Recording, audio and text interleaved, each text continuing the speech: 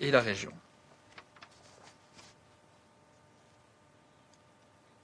Je donne la parole à M. Huang Xia. Monsieur le Président, distingués membres du Conseil, Excellences, Mesdames et Messieurs, je vous remercie de l'opportunité qui m'est offerte de vous informer de l'évolution récente de la situation dans la région des Grands Lacs. J'aurais souhaité être porteur de bonnes nouvelles sur l'état de la crise qui secoue toujours l'Est de la République démocratique du Congo et la région. Hélas, ce n'est pas le cas. En effet, depuis mon exposé en octobre dernier, si la région a connu une intensification notable des initiatives diplomatiques, la situation sécuritaire et humanitaire s'est détériorée de façon préoccupante. L'érosion continue de la confiance entre acteurs de la région explique en partie le fossé persistant entre les engagements politiques et la réalité sur le terrain. Ce décalage demeure aujourd'hui notre principal défi collectif à relever. Concernant les initiatives diplomatiques, les processus de Washington et de Doha, ainsi que les efforts africains, ont ouvert de nouvelles fenêtres d'opportunités. La signature des accords de Washington le 4 décembre 2025 a constitué une étape significative. Néanmoins, la prise temporaire d'Ouvira par le M23, quelques jours plus tard, a lourdement affecté les civils et les relations régionales. Je salue la reprise des négociations à Washington les 17 et 18 mars dernier, qui a permis l'adoption de mesures concrètes, notamment l'identification de certaines zones d'opération des forces démocratiques de libération du Rwanda, FDLR.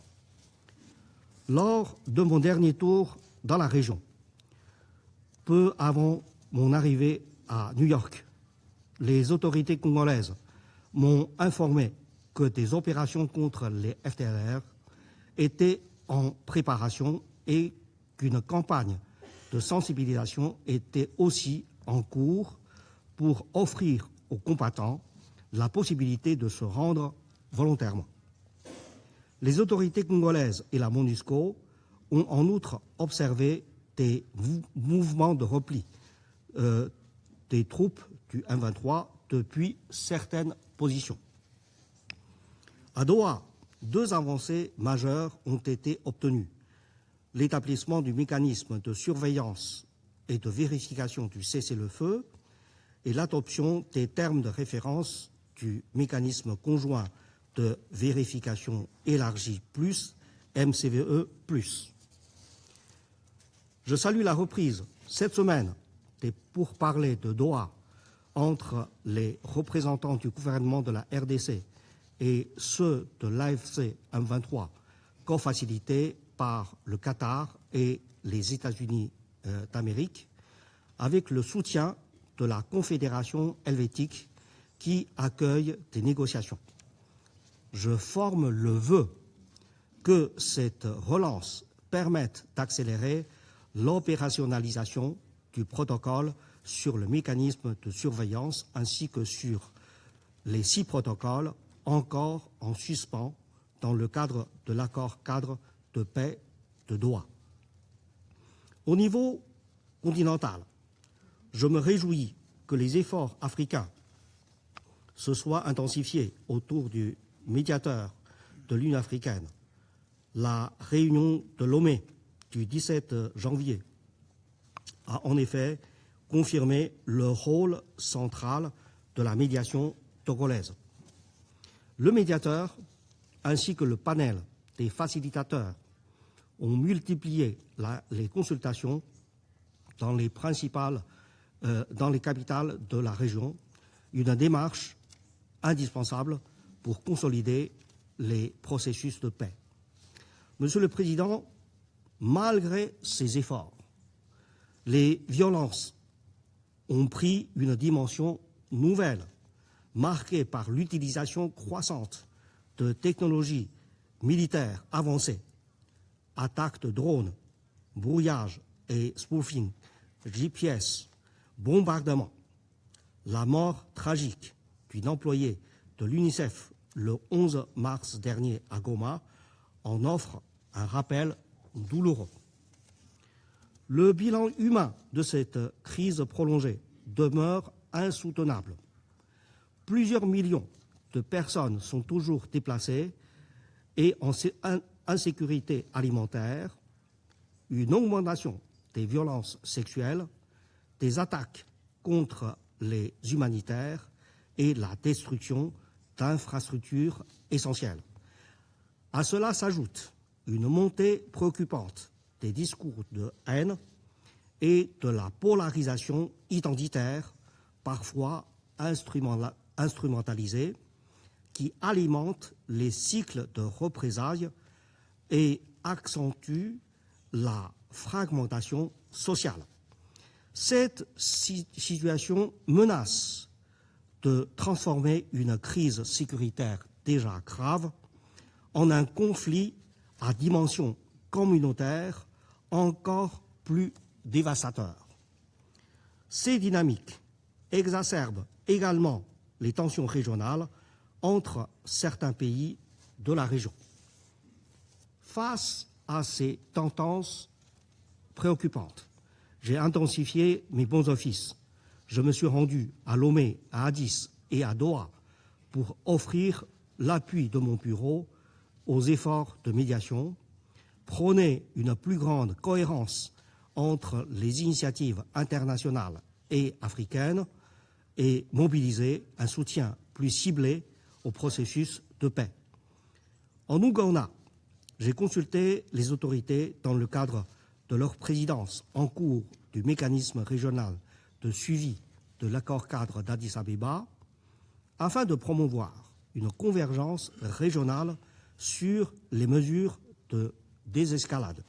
Dans ce sillage, j'exprime mon soutien aux conclusions relatives au renforcement de la complémentarité et de la cohérence des efforts qui se sont dégagés lors du sommet ad hoc convoqué le 21 décembre 2025 par le président Museveni. Mon bureau a également renforcé son appui aux efforts de stabilisation à long terme, notamment en soutenant un atelier de haut niveau sur la lutte contre l'exploitation illégale des ressources naturelles, inspiré des enseignements du processus de Kimberley, et en consolidant la participation des femmes et des jeunes au processus de paix, conformément aux résolutions 1325 et 2250 de ce Conseil. En outre, sous la facilitation de mon bureau, les États membres du groupe de contact et de coordination ont élaboré des procédures opérationnelles standardisées, SOP, pour le désarmement, la démobilisation, le rapatriement et la réintégration des groupes armés étrangers. Ces SOP visent à harmoniser les approches non militaires et seront avalisés lors d'une réunion ministérielle prévue en juin.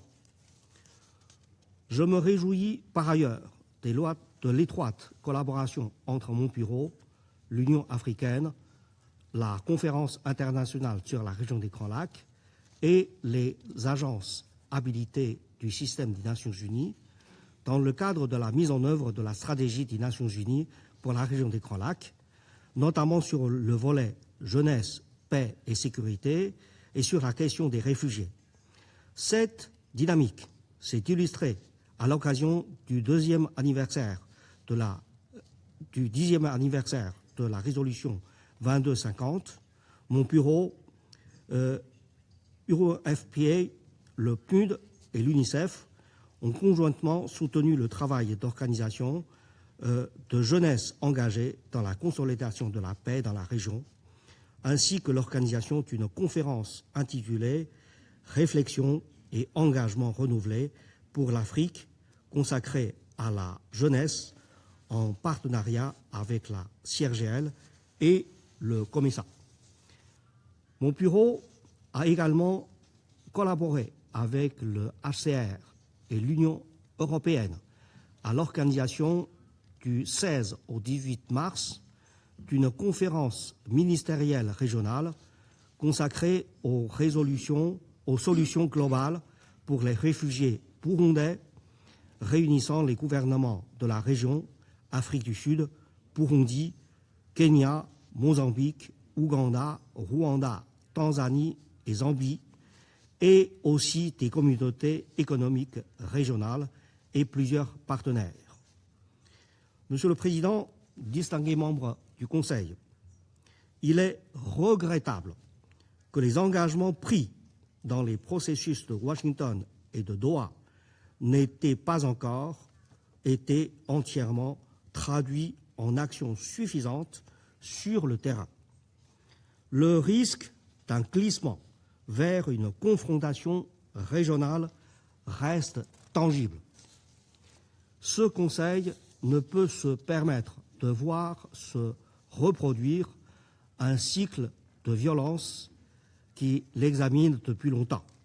La mise en œuvre intégrale des résolutions 2773 et 2808 est urgente.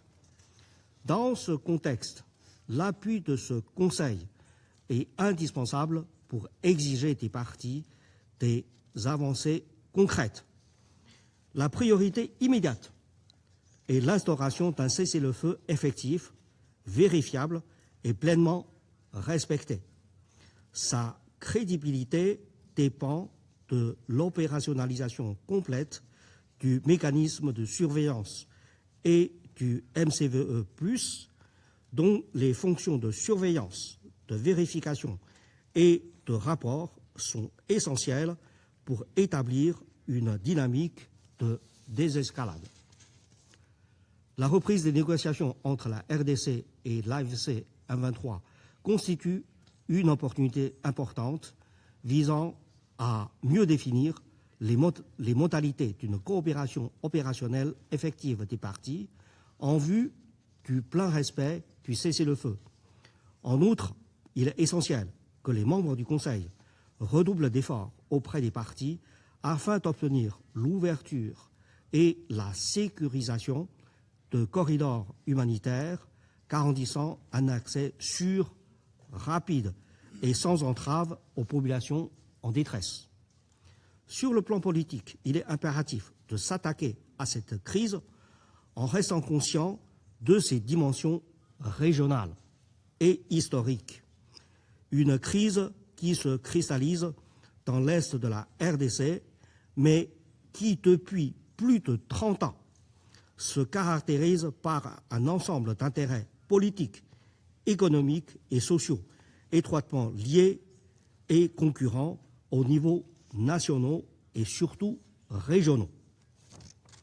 C'est dans ce contexte que mon bureau s'est vu confier un mandat régional qui vient compléter le mandat national de la MONUSCO. En effet, la situation sur le terrain et la méfiance persistante entre les pays continuent aujourd'hui de confirmer la pertinence de ce mandat régional pour s'attaquer aux causes profondes du conflit dans l'est de la RDC. Il est tout aussi crucial de soutenir la médiation conduite par le Togo et le travail du panel des facilitateurs.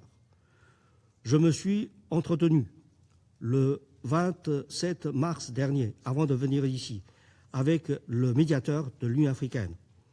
Il est impératif que nous lui apportions un appui résolu, tant politique et technique que financier, afin de promouvoir un dialogue politique de haut niveau entre les dirigeants et de renforcer les initiatives de médiation menées à Washington et à Doha.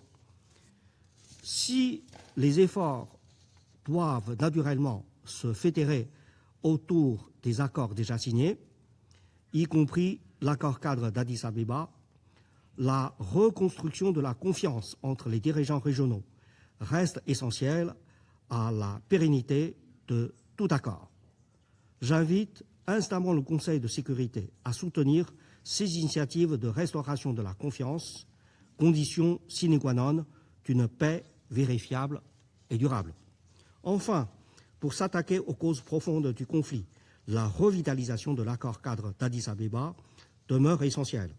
Je me félicite à cet égard que les autorités sud-africaines que j'ai eu l'occasion de rencontrer récemment à Pretoria ont à cœur de poursuivre ces efforts de revitalisation dans le cadre de la présidence sud-africaine du mécanisme régional de suivi à partir de 2027. Ce sera une nouvelle opportunité pour renforcer la dynamique régionale en faveur d'une paix durable. Permettez-moi de conclure par un appel aux partis. Aucune résolution, aucune médiation, aucun mécanisme de vérification ne pourront aboutir si les partis directement concernés ne choisissent pas la voie de la paix. J'appelle donc la RDC, le Rwanda et tous les acteurs concernés, notamment l'AFC M23, à reprendre un dialogue franc, à réduire immédiatement les tensions et à veiller à la mise en œuvre effective et sans délai de l'ensemble de leurs engagements. Je vous remercie. Je remercie M. Huang Xia de son exposé et donne la parole à Mme Sima Sami Barous.